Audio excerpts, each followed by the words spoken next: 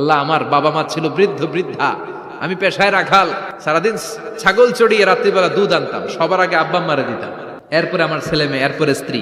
একদিন গভীর রাতে এসে দেখি আব্বা আম্মা ঘুমায়, দুধের বাটি নিয়ে আব্বা আম্মার মাথার সামনে দাঁড়িয়ে রইলাম। ছেলে মেয়েগুলো আব্বা এসে বলে, আব্বা দুধ দাও। আমি বললাম পরে, আগে আব্বা আম্মা খাবে, তারপরে তোরা।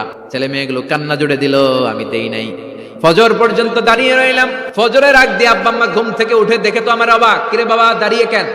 বললাম প্রতিদিন দুধ খেয়ে ঘুমাও, আজকে আগে আগে ঘুমিয়েছো, দুধ খাও নাই, তোমাদেরকে আগে দিব বলে দাঁড়িয়ে রইলাম। আল্লাহর ডেকে বলে, আল্লাহ, ওই দিন সারা রাত দুধের বাটি নিয়ে মা বাবার শিওরে আমি দাঁড়িয়েছিলাম, ফজরের সময় আব্বা আম্মারে দুধ খাওয়ালাম, তারপরে ছেলে মেয়েদেরকে দিয়েছিলাম, তারপরে স্ত্রীর মুখে দিয়েছিলাম। ও মাবুদ, ওই দিনের এই কাজটা আমি দুনিয়ার কাউরে খুশি করার জন্য করি নাই, শুধুমাত্র তোমার খুশি ছাড়া। ওই রাতের ইবাদত যদি তোমার দরবারে ভালো লেগে থাকে, আজকের বিপদের দিনে কেউ বাঁচানোর নাই, তুমি আমাদের বাঁচাও।